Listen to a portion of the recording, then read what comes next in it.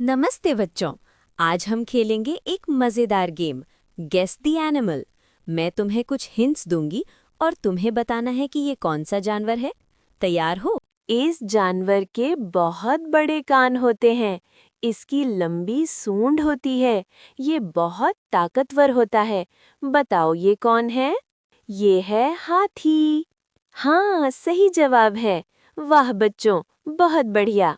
अगला जानवर। ये जानवर पेड़ों पर कूदता फांदता है। इसे केले खाना बहुत पसंद है। ये बहुत शरारती होता है। बताओ ये कौन है? ये है बंदर। हाँ, सही जवाब है। वाह बच्चों, बहुत बढ़िया।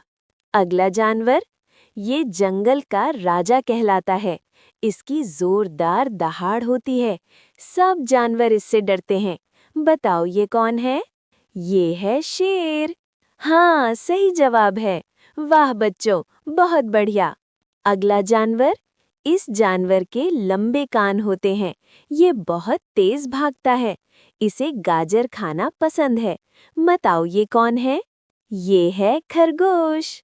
हाँ, सही जवाब है। वाह बच्चों, बहुत बढ़िया।